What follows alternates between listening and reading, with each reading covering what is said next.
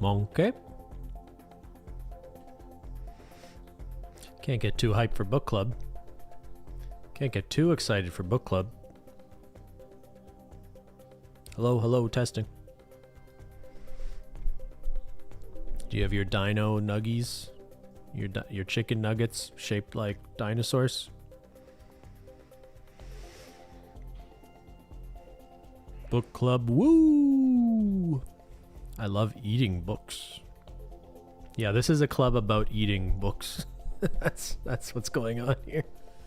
Is the camera low? What's going on here?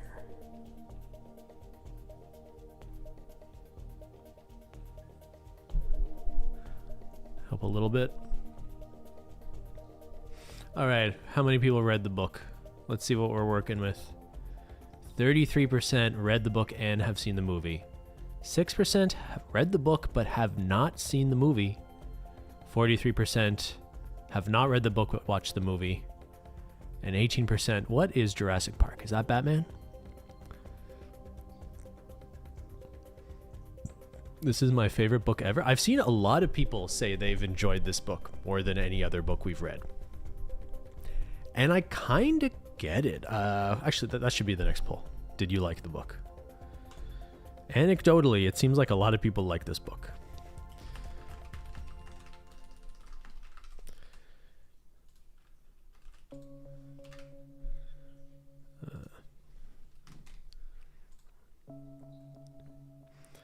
I enjoyed it more than I thought I would. But more than any book we've read, I'm not really sure what we're really going to talk about. I guess the ethics of cloning dinosaurs is kind of just an interesting topic. But the parts of the book that tried to get kind of philosophical and talk about the philosophy as science and paradigm changes and all that was, I think, obviously the most unenjoyable part of the book for me. So I feel this weird sort of duality that, like, the sort of dumb action book part of it was fun. And I thought it did a pretty bad job of articulating the more sort of like ethical and philosophical debate around it. Other than like I thought it did a fine job, especially early on, about, you know, when science is done for profit instead of the benefit of mankind and the sort of dangers of not regulating that. Was I think fine. Like, that introduction was almost sort of non-fiction in its description of, you know, genetic research, unregulated, for profit, leads to problems. Let's not talk about dinosaurs yet. Shannon, it was the opposite for me. I didn't think the action part was well done and only liked the philosophy. Real, that's interesting. I really didn't. So let's just get into it. The Malcolm character, our chaos theory mathematician, felt so out of place to me. And it kind of felt like maybe that was the author's way of just inserting his own morality into the action of the story in a way that just felt really crowbarred into me.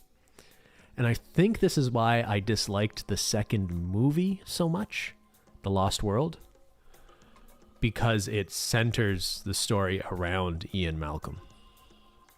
The coding was so bad. I can look past that sort of thing. Like, yeah, there's parts in the book where it's like the kids are trying to figure out, this is like movie and the book, right? Like, they're trying to turn the computer back on, and they try to represent like the coding of the movie as like, which box do I click? It's like, that seems like a pretty unlikely way they've structured how to turn power back on in an amusement park. I love Malcolm. We need a counterpart. I know this might be a hot take from me and polarizing. I did not like the Malcolm character at all in book. He was more bearable in the first movie. Did not like him in the book or the Lost World movie. It made me interested in science as a kid. It made me interested in dinosaurs as a kid. This movie, this IP holds a pretty special place in my heart because it's the first big tentpole type blockbuster movie I can remember in my head. I remember crying because my parents didn't want me to go see it because I was only like 5 years old or something when it was in theaters. And when I finally saw it, it blew my fucking mind. It's amazing how well the dinosaurs hold. Like, even when we watched it on Friday, whoever was here for Filmtendo, the T-Rex looks amazing in the movie still. It's a great movie. I was shocked at how well it holds up. The score is great. It has enough charm to be like a fun movie, but still felt, like there was real danger there. And so like last night I threw on The Lost World because it was also on Netflix in Canada just to see what if I just didn't remember that movie very well, and I could barely get through it. It was just it didn't have any of the charm of the first Jurassic Park.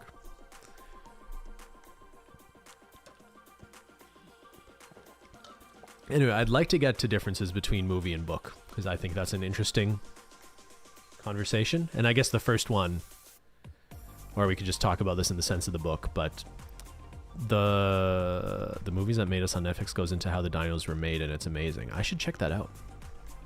I haven't seen that. Let's compare Hammond in the movie and book. Yeah, okay. We can do a few movie versus book thing.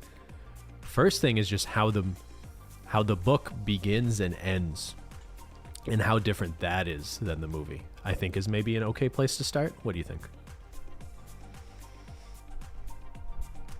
Lost World book is way better than the movie? I believe that.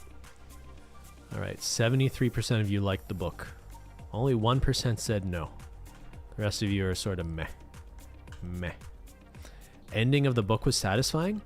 I think it was definitely the right choice for the movie to end where it did. And I have mixed feelings about how the book ended. Let's do the beginning first. The book was kind of dragging for me until they got to the park. Things really pick up when they get to the park, right? I'm not sure what it really added to the book to get into the setup of, some of these smaller dinosaurs are getting off the island somehow and eating babies.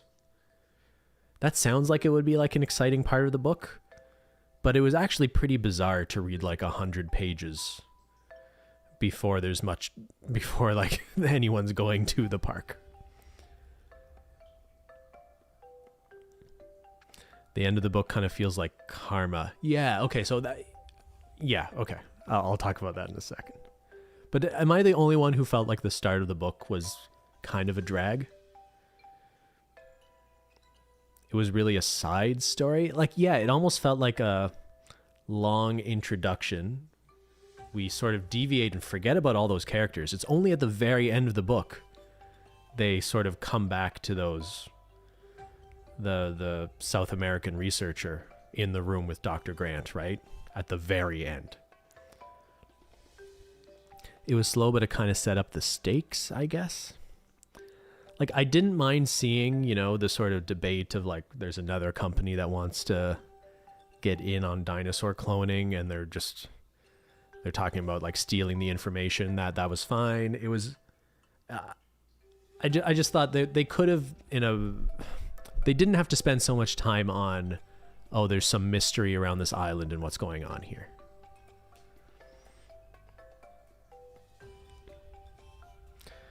That's an era thing. Back then, all Michael Crichton and Tom Clancy books had a bunch of plot and technical setup in the first few chapters. I'm not saying it's abnormal. I just, yeah, you might be right. I don't know. I think the criticism holds either way. For the movie, I just thought they handled it pretty well to just sort of get. It's like you're 10 minutes in, you're in Jurassic Park, there's dinosaurs. And I don't think it's just like I have a short attention span thing. I just it felt like different. It felt like the book just totally changed as soon as we were in the shoes of Sadler and Grant. It was a quick read in general, by the way. This is the easiest time I've had getting through one of these books, even though I think it was the longest by page count. Yeah, in the movie, getting the team together took like 10 minutes total.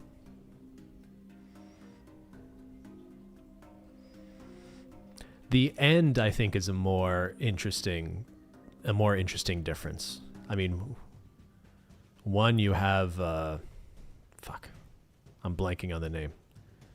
The creator of the park, Hammond, dies. A few people die in the book that don't die in the movie. And Hammond dies in a very unceremonious way. He hears the sound of a T-Rex roar that his grandchildren play over a speaker. And he falls down a hill. He died because he got pranked by some kids, his grandkids. And then he's like, hurts his ankle, and he's kind of looks like a vulnerable prey to a bunch of tiny dinosaurs that eat him. Kind of a bit of a strange way to go, but it's fitting. It's a little poetic, I guess. Maybe it would be more on theme if he faced no consequences of it, the same way his company doesn't. Like in the introduction, it tells you that even though there was a disaster at Jurassic Park, at the end of the day, it was handled through court proceedings and NDAs, and no one was really held responsible. So it kind of felt like the Hammond character could have had a similar fate, where it's like, yeah, you wanted to make a bunch of money cloning dinosaurs very irresponsibly, but nothing bad really happened to you and you didn't learn your lesson. Kind of felt like it would have been more on theme. He was blaming everyone but himself right until the end. Yeah, it was fitting that was still his mindset. Book Hammond was an absolute shithead. Movie Hammond was a sweet, crazy grandpa. Movie Hammond was still kind of a shithead, though. There's even like a point in the movie where they're starting to shoot the dinosaurs, and he's like, don't do that. Like, they're valuable. It's like they're killing people. I guess Movie Hammond at least sort of realizes at the end, like, what it was, Grant comes out with a quippy line, I've decided not to endorse your park. And he's like, so have I. It's like, okay. It's a very Spielberg-esque kind of turn.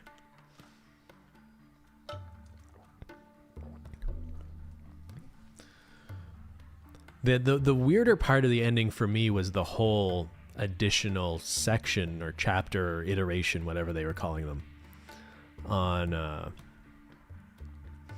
finding the raptor nest and eggs, and this sort of weird insistence by Grant that we are responsible here to find how many eggs there are and account for every animal on this island.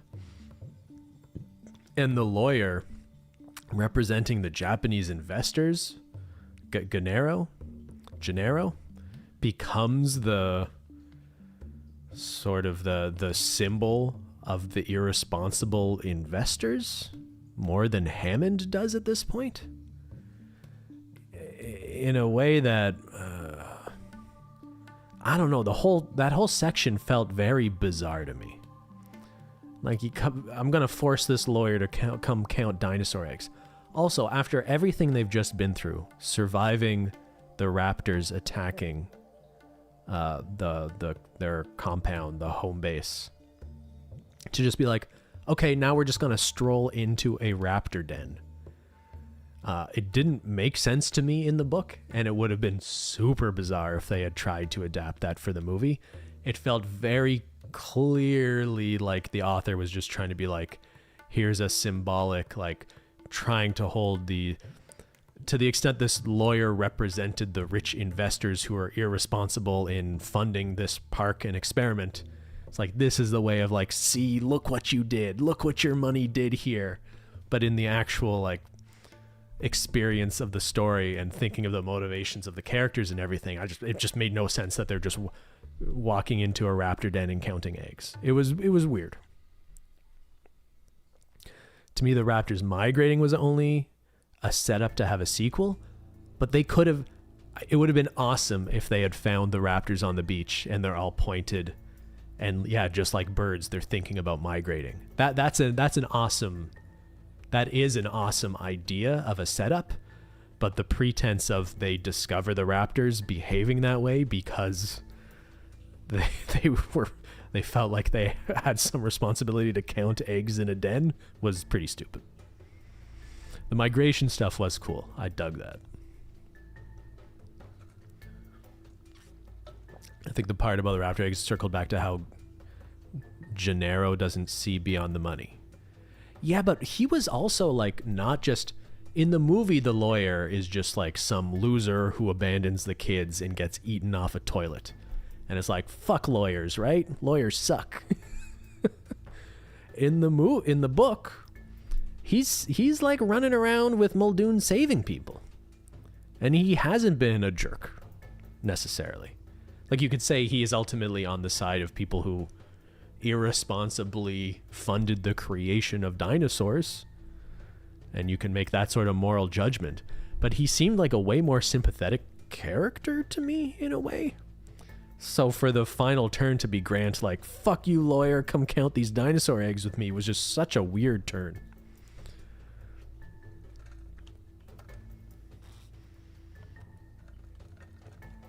Movies generally play on stereotypes. Yeah, they leaned into the stereotypes in the movie.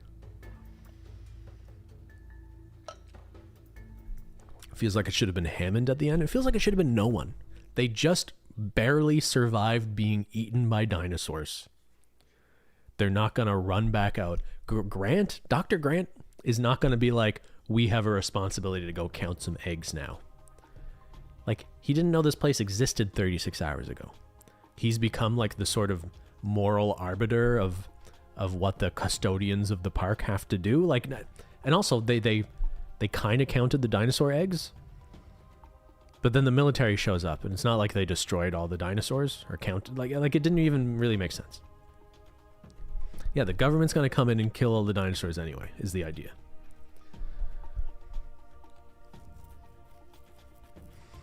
Hey, you want to know another fun difference between the movie and book? I couldn't help but notice is in the book, Grant likes kids, right?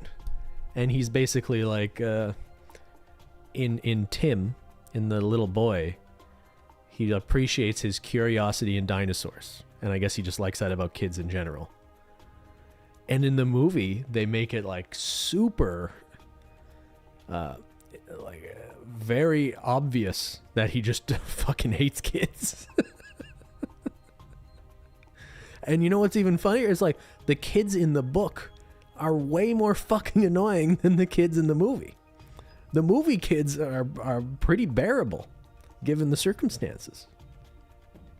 It felt to me like the author hates kids. Yeah, Michael Crichton hates children, especially little girls, and Steven Spielberg likes kids, apparently. The book kids sucked, especially Lex, right? The little girl, I'm hungry. When can I have some ice cream? And at one point, even though Grant in the book likes kids, at one point the kids are like, won't shut up.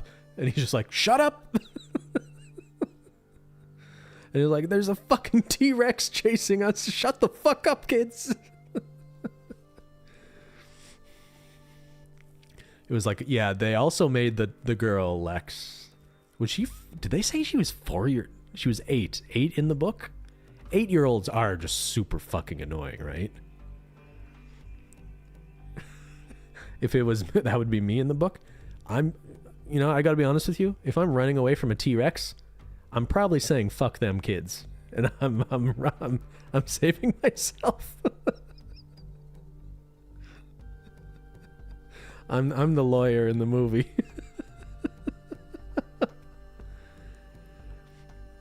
Especially, it's like the grandkids of the dumb fuck who made this place, you know? I'm just kidding. I would have some instinct to try to save children, but within reason, you know? You can't save kids if you can't save yourself. Use the kids as bait. Oh my God.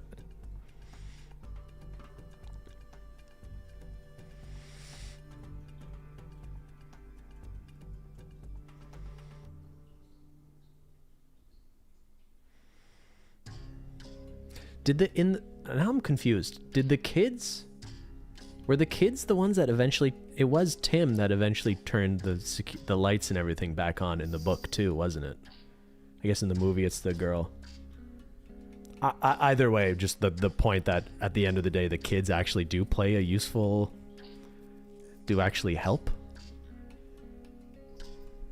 That's something I generally dislike about movies, when you have children sort of saving the day in ways that don't make much sense at all.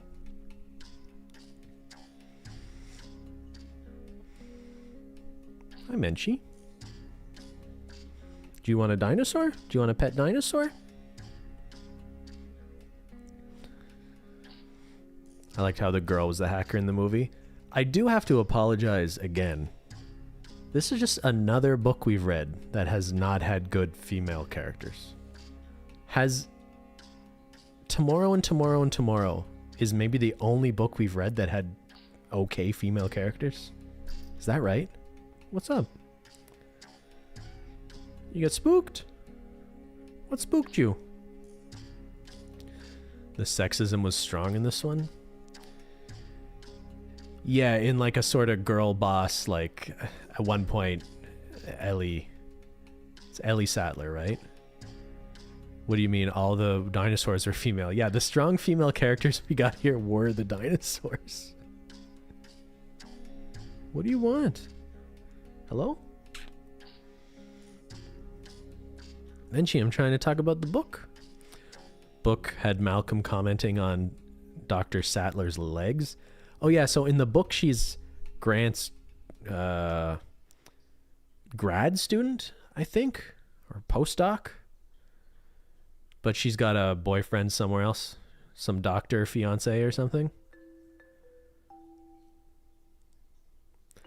Yeah, they sort of, yeah, they make her like the hot young blonde researcher wearing short shorts.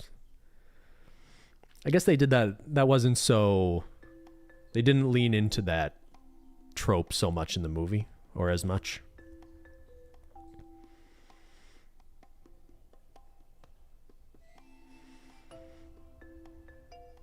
She's married later to that guy in the movie franchise. So I've seen The Lost World, or I kind of half watched it last night. I saw Jurassic World when they sort of rebooted it, but I haven't seen the 2 sequels they've done to that, because there's a modern trilogy now, basically, I think. But man, that was bad. Those new movies. Pretty offensive. If you thought the original Jurassic Park was sexist, even the first Jurassic World, there's a famous clip of someone analyzing the movie where like they sort of break down the female, who's a Jessica Chastain character. And it's like she's supposed to be some brilliant researcher, but she's like running away from dinosaurs in high heels, and yeah, the heels in the new one. Bryce Dallas Howard. Sorry, that's right. Not Jessica Chastain.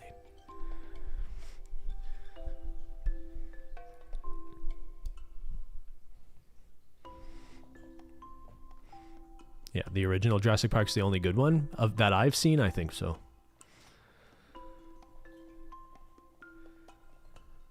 And they really played into the nostalgia in that first one, anyway.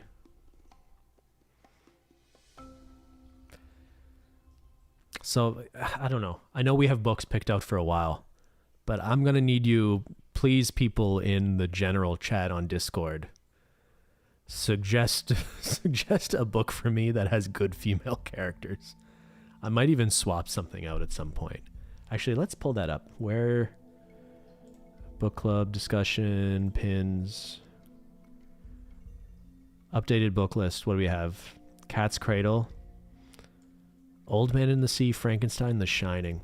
Old Man in the Sea is a very short book. I thought that would just be a bit of a month off almost. I would consider swapping that for something if someone had a good suggestion, or we could just do end of the year, November. Give me a good book with good female characters.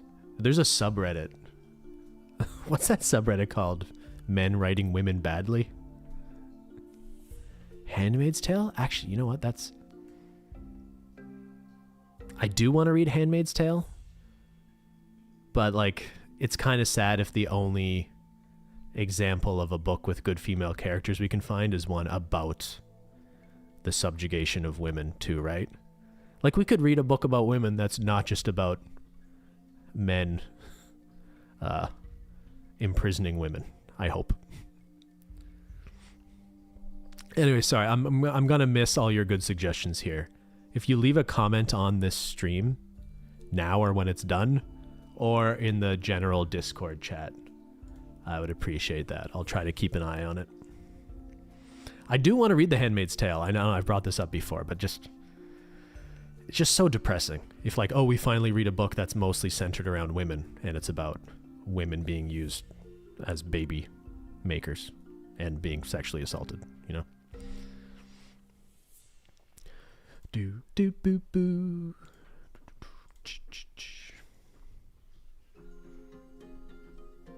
Sense and Sense. Oh, sorry.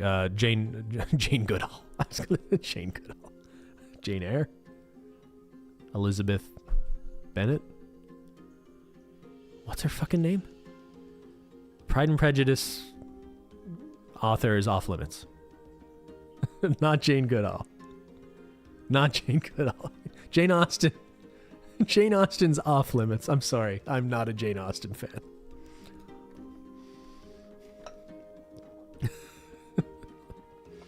How do I feel about a collection of short stories? I'm not mad at that. Actually, you know, one I've been thinking about is, have any of you watched Silo on Apple TV? Jane Austen is awesome, amazing. Ben is wrong. There's a good chance I'm wrong.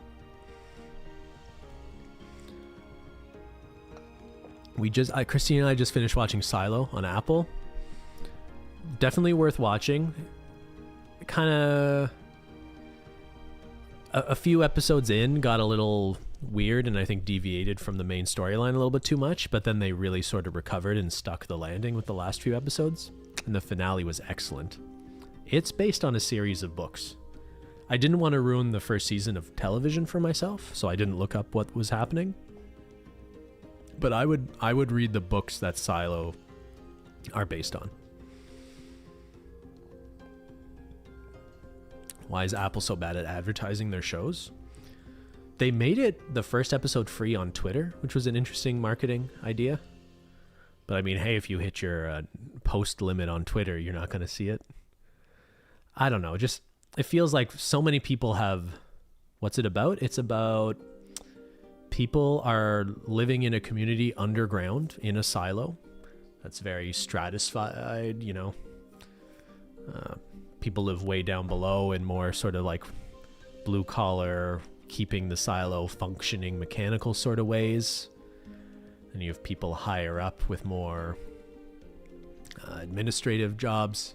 Anyway, it's about a society living underground. And they no longer remember why they don't go outside and what happened to the world outside. But some people in control of the silo know more information than the general population. That's the concept in a nutshell.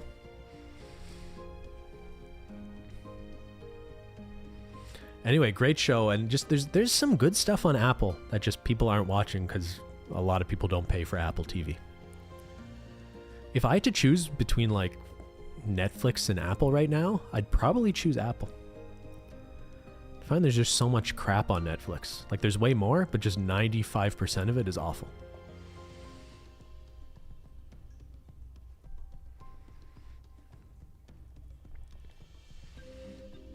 How much is Apple? Man, I don't know.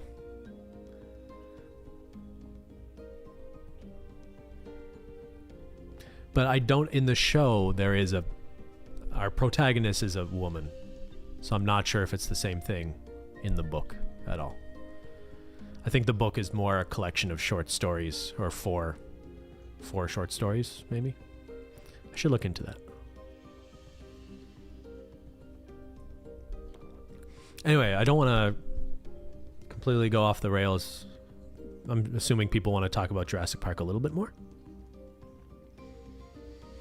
People are interested in the science behind it. I think it's a really good example of it feels believable enough and is easy enough to understand that it's good as the premise for a story, a book or movie. I mean, I'm sure there's people who know more than me that were like, this is totally unbelievable. But I don't know, you have to be able to look past that sort of thing.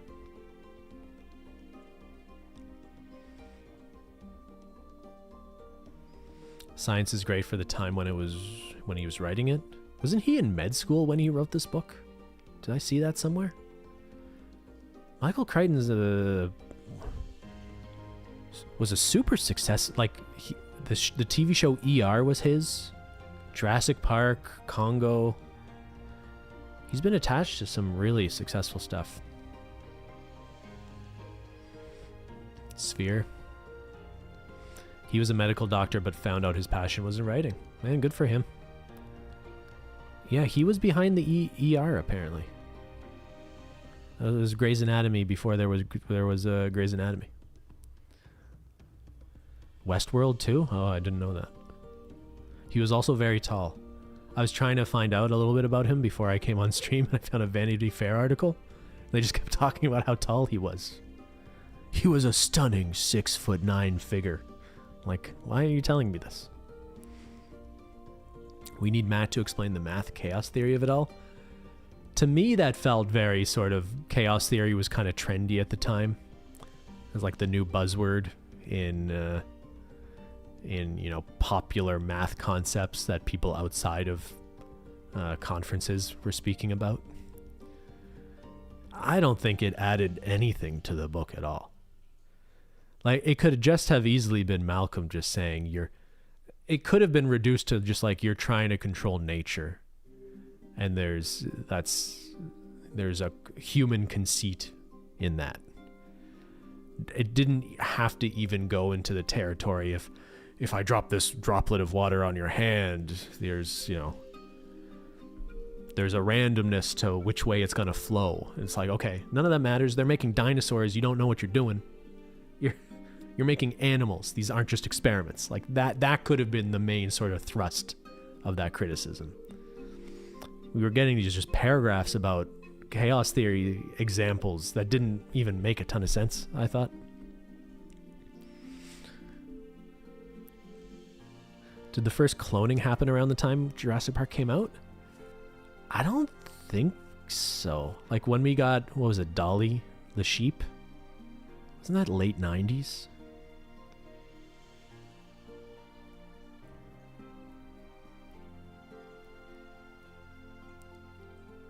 The biology was for the most part correct for the time, so he must have done hella research.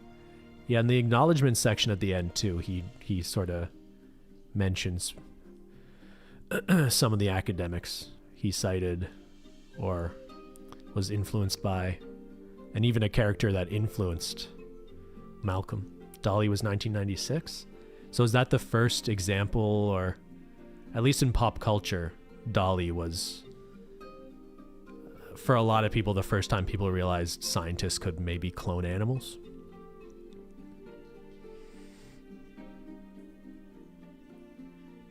I liked the lysine dependency. I liked the book getting more into the safeguards they put into place for controlling the animals. Lysine dependency was an interesting thing. It comes up in the second movie in Lost World. They just sort of casually mention it, but then it's just sort of a throwaway line. It's like, nope, they figured out how to live without that anyway.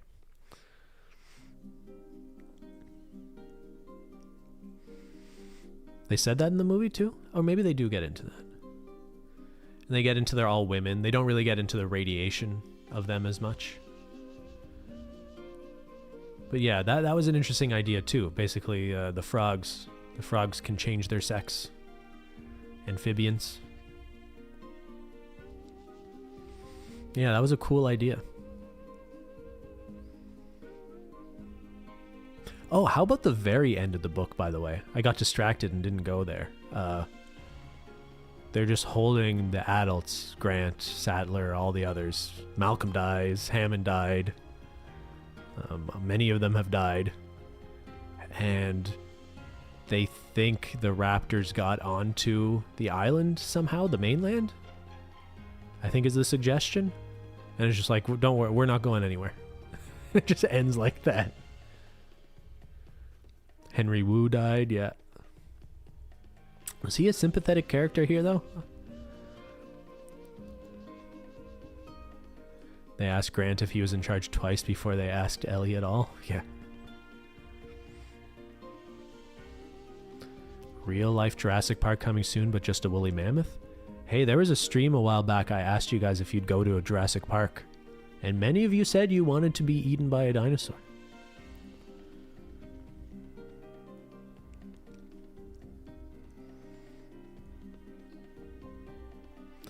They see the raptor on the boat? Yeah, but they stop the boat from getting to the shore. They just stopped the boat from getting to shore in the book that had the juvenile raptors on it. But clearly some other way, the suggestion is raptors got to the land. Can I pick the type of dinosaur? See, maybe that's the biggest way this movie is, or this book is, feels authentic in a way, is that it's very easy to believe that scientists would just create dinosaurs without really completely thinking through the ethical, moral, and safety of it. Like, I say this as someone like pretty ignorant of science, but like occasionally I'll think, remember when in the news people kept talking about the Large Hadron Collider, I think it was called. Basically, it was like a particle accelerator, and they wanted to turn it on to see if they could make a particle like teleport from one place to another, something like this. And there was some suggestion that, you know, hey, there's like an infinitesimal chance that when we turn this thing on, it creates a black hole and everyone dies.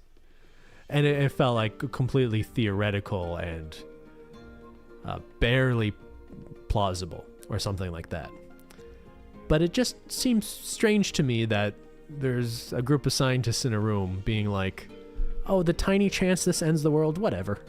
I'm doing my research on particles. And I'm sure someone who knows what they're talking about will tell me like I'm just sounding stupid right now and that there was no real chance of that at all. But imagining a scenario where there is even the tiniest of possibilities the world could end based on some scientific experiment, it is pretty bizarre to think that could just happen in some privately owned lab somewhere. That's why ethics exists. Yeah, like, I guess my memory in social sciences was a lot of ethical hurdles to doing research that involves, like, research participants.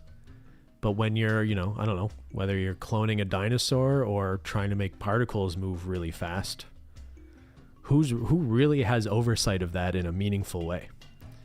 And I guess this is kind of a point of the book, right? That science has sort of outpaced our ability, like the very sort of technical scientific progress of there's new crazy stuff scientists can do has outpaced our ability to think about the ethics and morality of what we want to do with science as a society.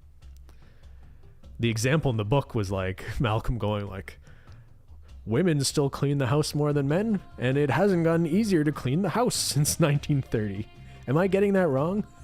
I'm pretty sure that was the example used at one point during one of these speeches.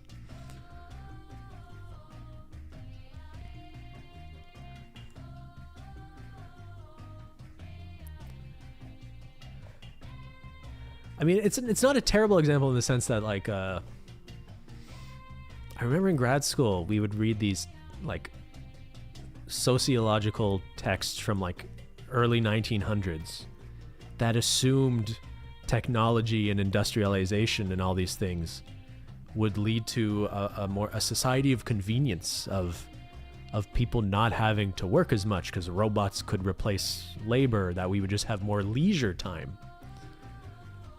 And isn't it true that, like, with all the amazing technological advancement we've had in the last 100 years, so much of it has led to people making, like, a lot of money? and some things just being more dangerous or effective. But it's not like all of a sudden most people have a 3-day weekend, you know?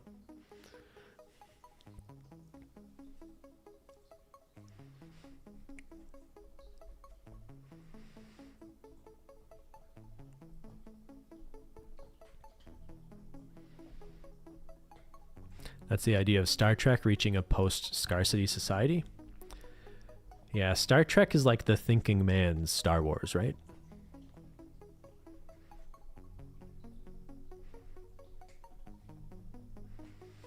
It's an interesting starting point for a series.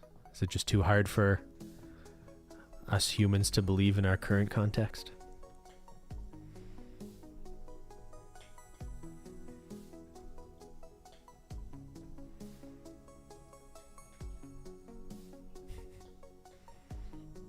I've never gotten into Star Trek. I guess I don't think hard enough.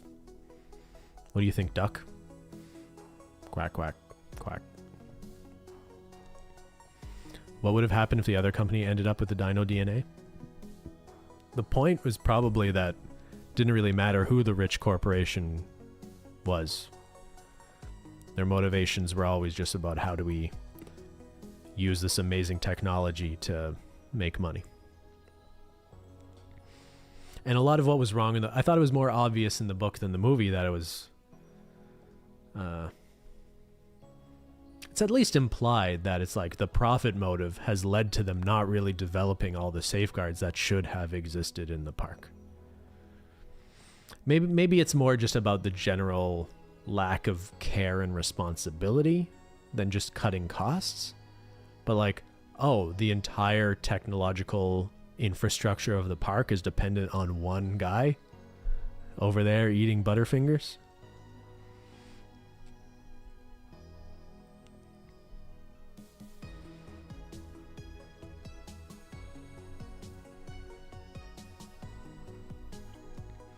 In the movie, he says he spared no expense on everything. In the book, it was way more obvious that there were a lot of shortcuts. That's a good comment. Thank you for that. Yeah. Butterfingers are delicious, though. Isn't that what he calls them in the movie? Oh, you over there with Butterfingers? I guess in both it was, or in the book, it's more explicit that they were just trying to automate everything so they wouldn't have to pay people. Let's just pay this programmer so everything is automated.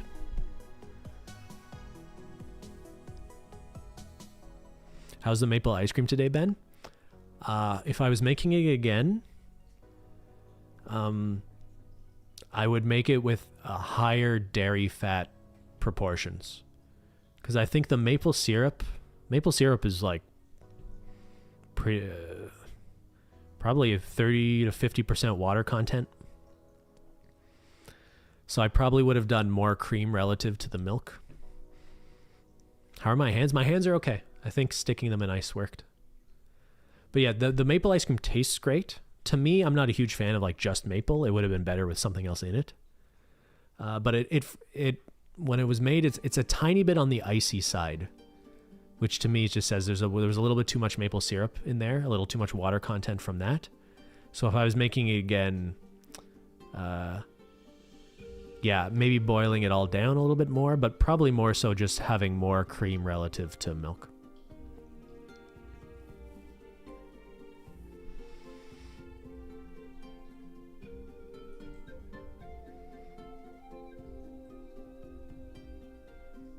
I wonder how Grant would be in the movie if he had a beard.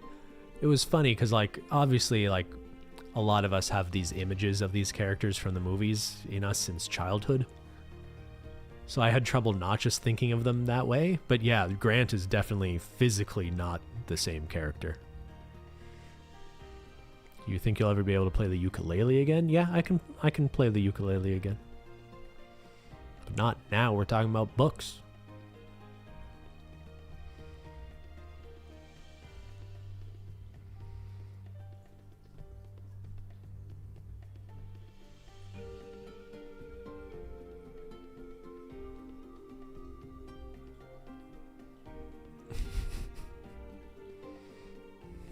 Use toxic gossip. We recorded a podcast today not about the Colleen situation, but using it as a launching pad to just talk about how creators interact with fans, how to be responsible about that. Is it possible to be friends with people who follow you in that way? We didn't want to make a, there's thousands of videos out there if you want to watch people just talk about Colleen Ballinger and what a bad person she is or whatever. Yeah.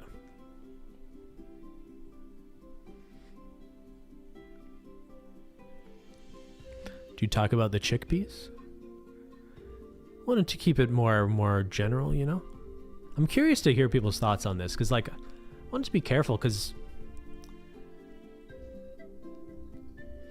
the safe answer is to tell people, don't treat creators or YouTubers like they're friends, because a lot of people can use that to their advantage and sell you things, and it's often a parasocial relationship where it only works in one direction.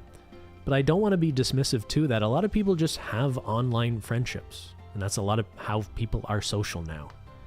And I think it's capable of having genuine conversations like I think we're having right now about books. That's not just about you being fans of me and reducing it to that.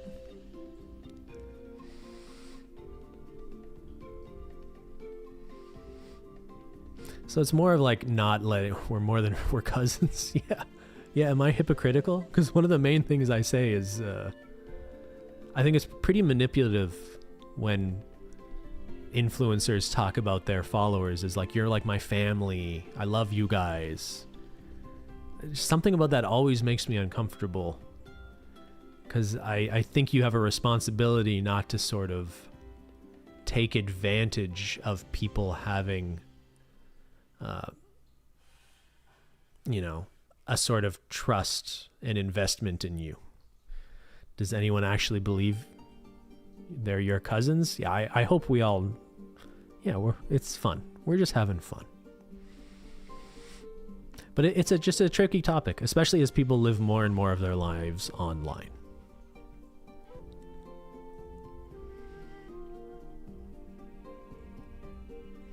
It just, for me, the Colleen, everything, people have said what needs to be said about the Colleen situation, I think. Yeah, we're more like distant cousins. And when someone does something obviously wrong, like what she was using her fan groups to do, which was at the very least manipulative, I think, of them, trauma dumping, getting them to, criticize her ex-husband after she almost certainly cheated on him, and just other really obvious stuff like that. Whatever, what are we talking about there? I think it's just more interesting to talk about the ethical gray area of just the more general, let's say you're just a regular person, but you got kind of internet famous and you have a community of people that want to talk to you and you want to maintain some sort of relationship with them. There is sort of no right answer to how you should or shouldn't interact with those people, but there is a power imbalance there, right? Yeah, and there's a community aspect of it that has been built around, and maybe this is something we should have said today, I'm not sure we really got into it, but a lot of the community that is built up around a specific creator, whether it's, Christine or anyone else's, it provides a space for like-minded people to become friends with each other or have some sort of shared experience with people. That's not just about a cult of personality worshiping one person. I bought myself a ukulele to learn how to play. Only 50% of chat likes Ben. Yeah, what's kind of reassuring to me is if we maintain a bit of an antagonistic relationship, then I feel like I'm definitely not taking advantage of you.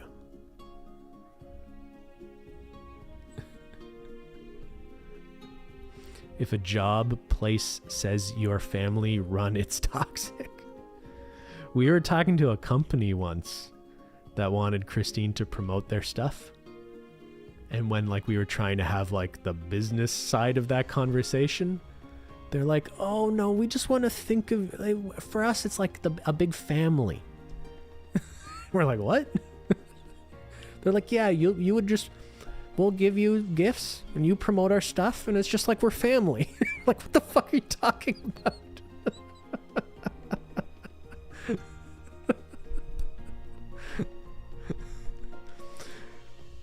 Like, in that case, I'd rather just, continue to be a fan of your company and let that be that. Yeah.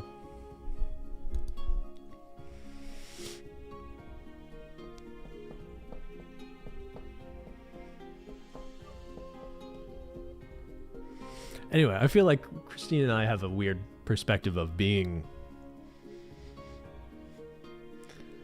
I worry sometimes that we lose perspective on things. So I am very interested to read the comments on that podcast, just in terms of how people think about it.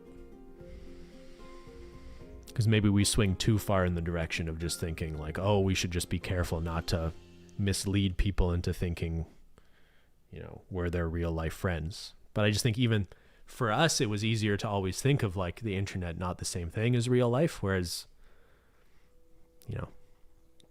more and more people are just living their lives online anyway, right? Ben, tell me how much bananas cost. I don't know, like $10?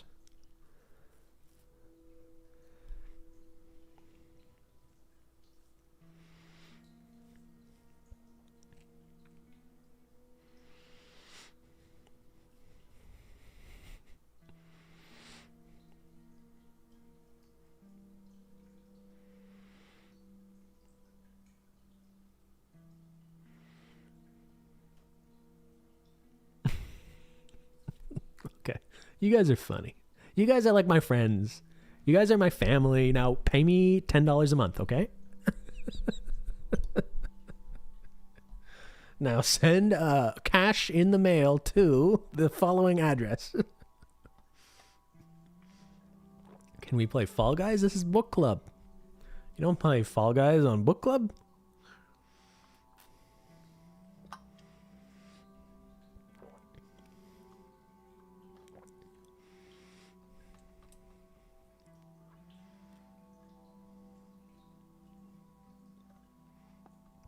Now that we are family, let's play Fall Guys. Are we going to do more Filmtendo? Yes. Answer is yes. I don't know how to do it. Friday night was a bit of a stressful time for me because it's like, or I don't know, I don't want to overshare. After ending stream, I literally had to take a phone call with our accountant. That's unusual though. Never mind. Is Friday night a good time to do movie club? Or Friday night people doing stuff? I mean, you're probably not doing much stuff. Some people are working though, maybe. I don't know if I do it every week, but I could do it more than once a month. And maybe just, whoever can join, joins, whatever. People like Friday night. I saw at least a few people being like, damn, Friday night's not the best for me. The time was early. I was late coming in. That's another tough thing, right? For time zones. Like, any later than like 9 p.m. Eastern is getting a little late for some people, I think. Whereas on the West Coast, it's like 6 p.m., right? The two movies top of mind were Donnie Darko and Shrek 2 after the first one. So when could we do, when do you want Filmtendo to happen? I mean the watching of the movie, not the discussion. Because I think the discussion will just happen on Discord. I'm not going to have the stream every time. So do you want Friday night after stream? Saturday night? What about like something random? Tuesday night? Is that podcast day if we have a podcast? And if we don't have a podcast, we have a movie? Something like that? I don't really want to do a matinee time. Yeah, you could have just a doesn't matter. I want to watch movies.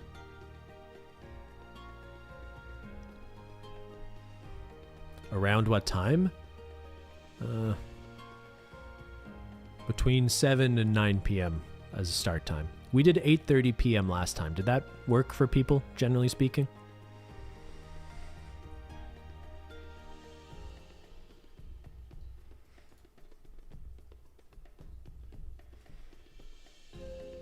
Yeah, 8:30 was good.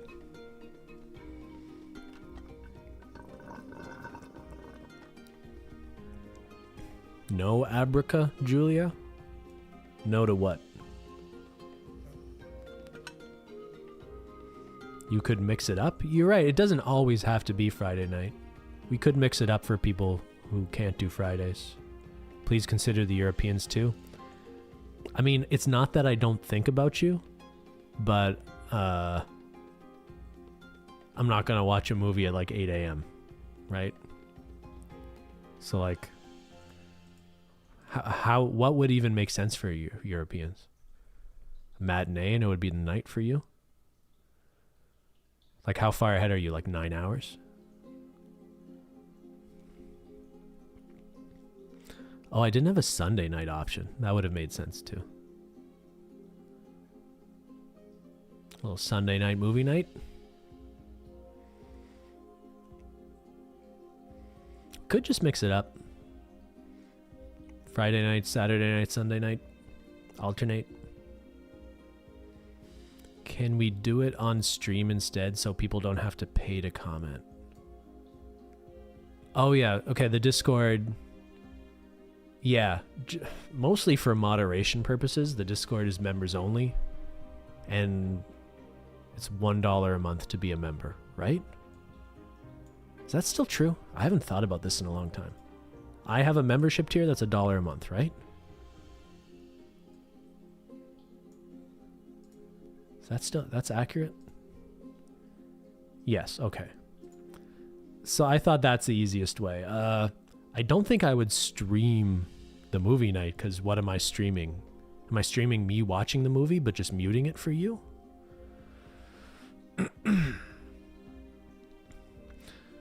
Yeah, I don't even know what it would mean to stream movie nights.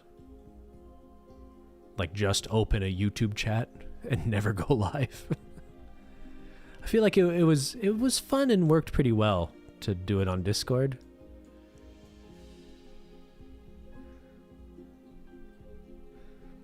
And you can still read and play along even if you're not a member, right? You just can't add stuff.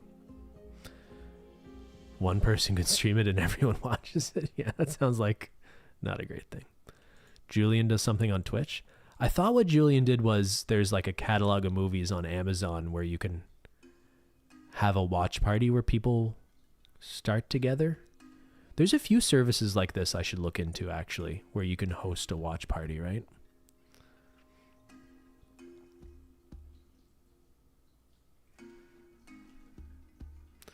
YouTube has free movies with ads. Would everyone get served ads in the same way, though? I feel like it would unsync the experience.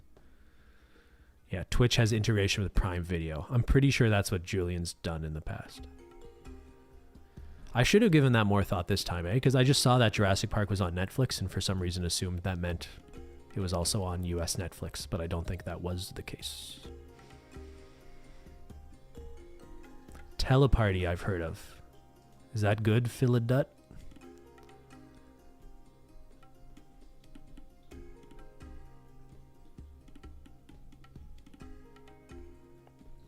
I have it on DVD. Yeah, who put in their Jurassic Park DVD the other night? Would everyone have to be Prime members? I mean, they could also just buy it off Amazon, I suppose, but if a lot of people are Prime members, that is one way of doing it.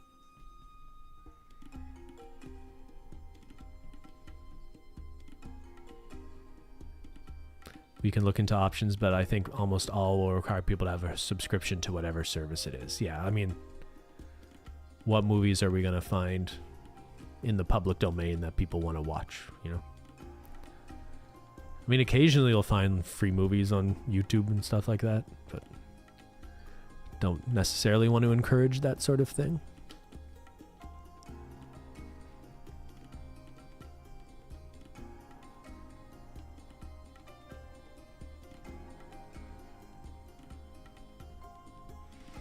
I'm thinking Donnie Darko next, though. Although that's kind of a weird summer movie. Doesn't feel like a summer movie. We'll watch The Shining when we read The Shining. I think that's the only other book where I would think about that. The Super Mario movie. I still haven't seen it, so I'm down. But that's a more expensive commitment, right? I mean, maybe as soon as Super Mario is on one of the major streaming services, we could do that. I'd be down. What a weird film club. What? Jurassic Park, Donnie Darko, The Shining?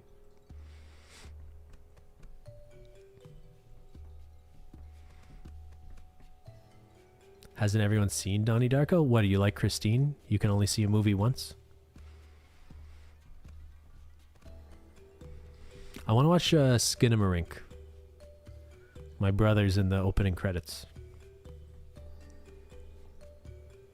I thought Shrek 2 was next. Shrek 2 and Donnie Darko were the two movies brought up as potentially being next.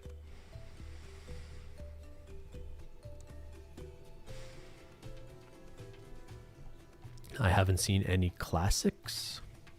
What's a classic? Donnie Darko?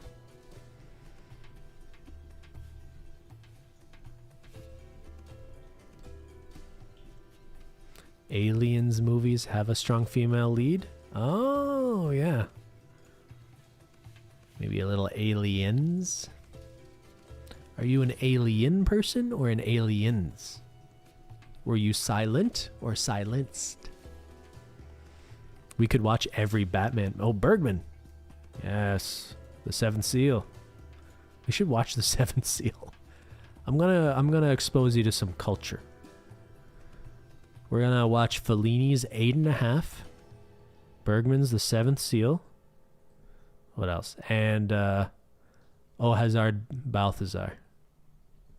Ben inspired me to watch Citizen Kane.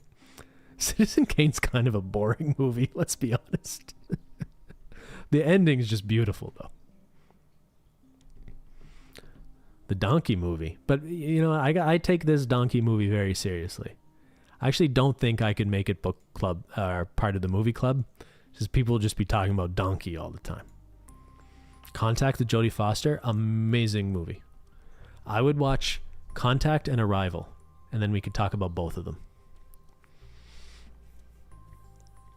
Anyway, well, we could just talk about movies forever. I'm gonna end book club because we're not talking about the book anymore. No one's gonna like the Donkey movie as much as you do. There might be some of you. It might speak to you. There's a few of you out there the movie would speak to you in a profound way that you're not ready for. Now, yeah, thanks for hanging out. Next book is Cat's Cradle by Vonnegut. I still need to find a copy of that. I think it's a fairly easy book to find. Maybe people have even found copies they want to share, or probably no. I support, use your library or buy books or whatever. But this is an old and famous enough book that you probably won't have a hard time finding it. All right, so see you for that. I think I'm streaming tomorrow. Tomorrow's Monday. I don't know. What am I doing? I don't know. Maybe we'll just play Fall Guys or something. Okay, see you later. Bye.